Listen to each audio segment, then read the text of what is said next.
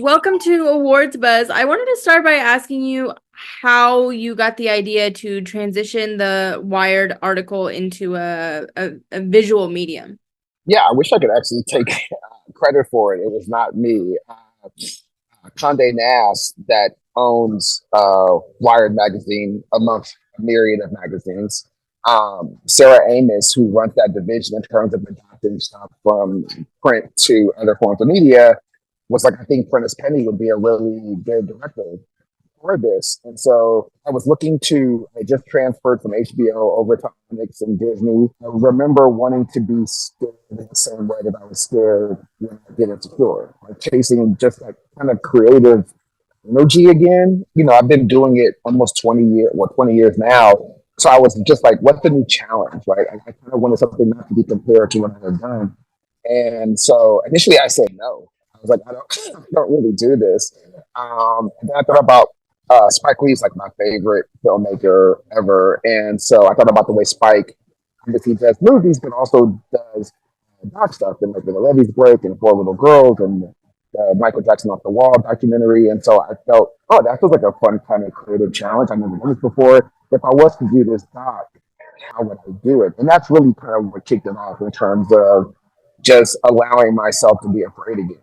So, how did you sort of start to take the written material and think about how you wanted to translate it? What were kind of the considerations that went into that process? Yeah, that was the initial fear, was also like, well, what's the story, right? Like it wasn't a doc that was about a person or like, oh, this event, and you're kind of chronicling the event.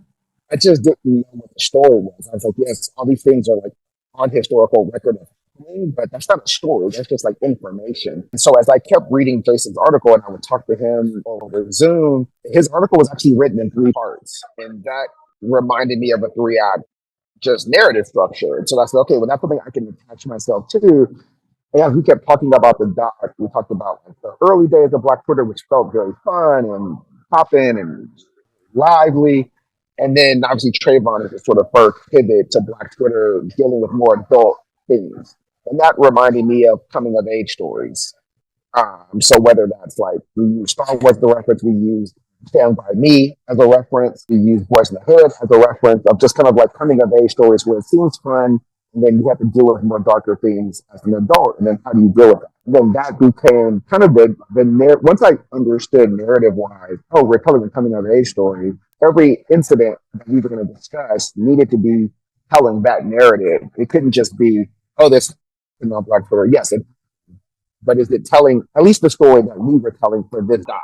Like you could tell a bunch of different stories. I was just what I connected to was that it felt a coming of age story to me. Can you talk about sort of the idea of this doc being like an oral history, and sort of I don't know, like a vault of this history that could very much disappear. We don't know what the future of X is going to be. And so kind of capturing this as a token of this very important monument almost. Yeah, it's so funny you say that. Like that was one of the things that I think has stuck out with me the most.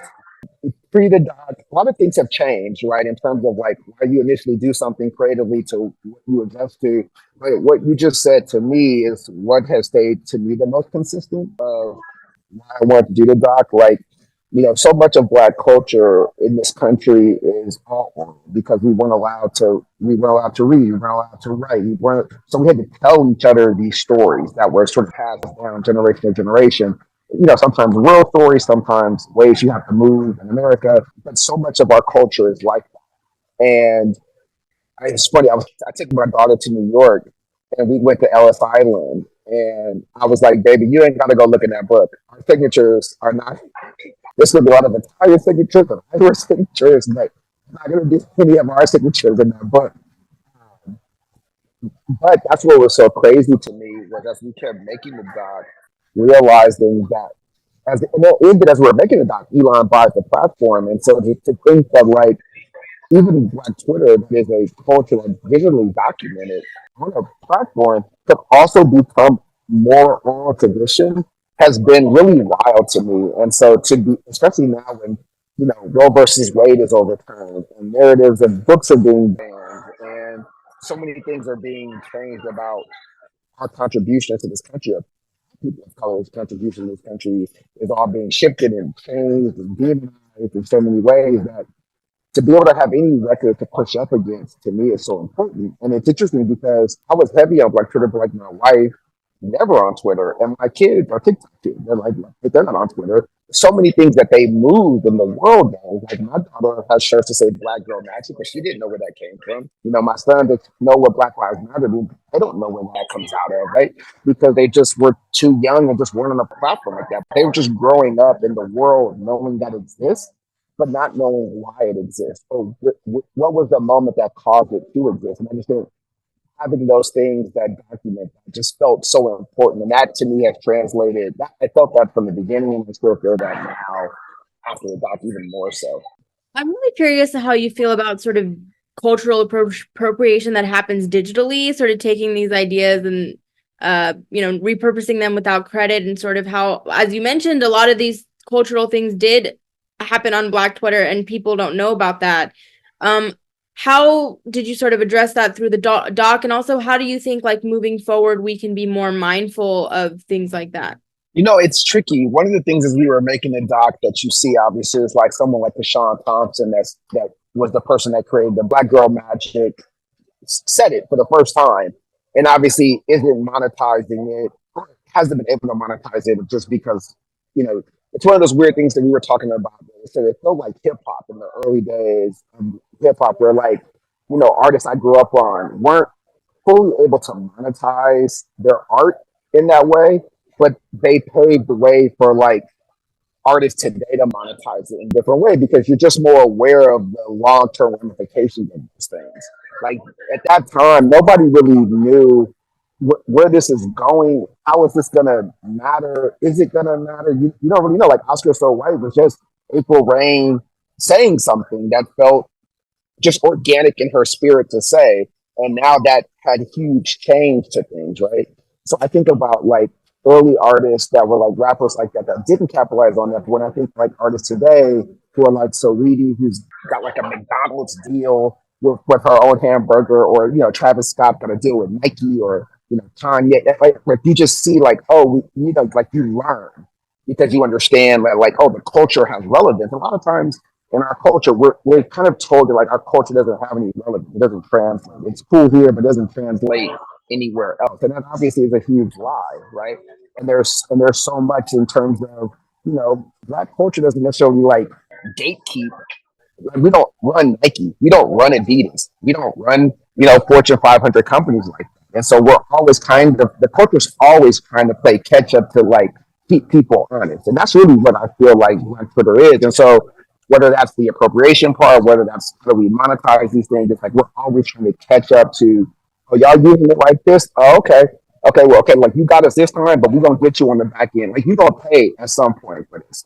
And so I think that's kind of, we're always kind of behind in terms of that, just because that's just the way unfortunately the world is set up, at least in America.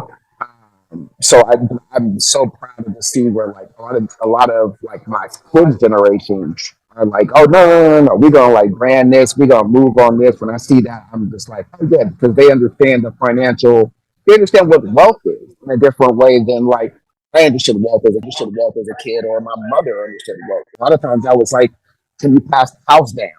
That was like the most, that was doing something. If you could pass the house down, you know what I mean? And so now you're like, oh no. We're like doing so many other things. So again, we're just kind of playing catch up, but I'm just proud of the culture for any way that it can monetize itself 100%. Can you talk about sort of the people that were sort of your talking heads and how you chose those people, how that came about?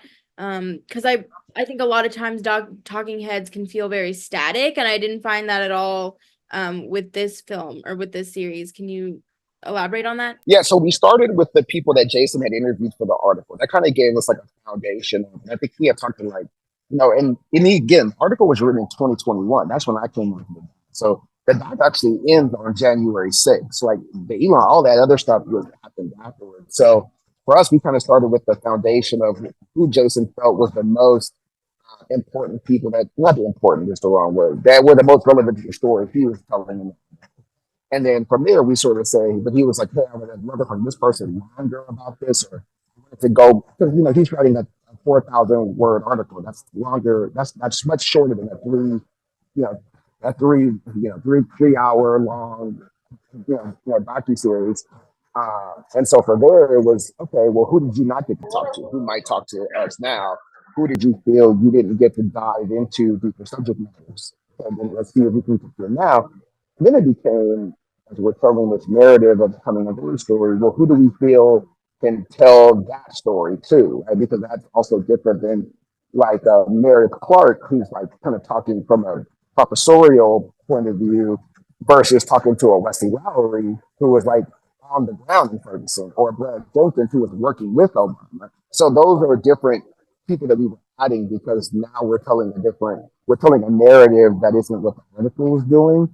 We're expanding upon that. So that was sort of how we went about that process, at least for the talking heads part. I know you come from sort of a fiction world. I'm here to kindly ask you to do more nonfiction because I think you're really good at it, and I so much. I mean, is that something that you foresee? And I wondered, like, are there other spaces that you think could have this similar treatment? Maybe something that we hadn't considered before that you think would be a good idea to do. Ooh, I mean, I definitely want to do more nonfiction. It was so different and so much more fun in a way that I didn't think I would enjoy as much. I think initially I was just scared. I was scared I was gonna fuck up. I was just like, I'm gonna mess this. And I've worked really hard and I've ruined my career. And then that didn't happen at all. Kind of the inverse totally happened. And I think it would just be the right project. But I'm definitely looking at stuff now in terms of getting back into the nonfiction space for sure. Absolutely. What area that is, I don't really know. I'd love to do something musical related. I love music. It plays all throughout my house and played through my house as a kid. Musicians in my family, so I love music. So I don't know what that would be, but yeah, I'm definitely looking at things right now to get things. It just takes so long. That's the only downside. It takes so long. You definitely did not fuck up, not at all. I have to let you go to catch your flight. Is there anything that we didn't touch on that you wanted to mention? No, I'm just so excited that people responded to it and people seem to be liking it and that I just love that the narrative, especially like the country is in such a weird place, and so just to have something that brings joy and brings like people of color impact this country in super profound ways, and I'm just excited. What a great note to end on. Thank you so much. Have a safe trip. I really appreciate your Thank time. you.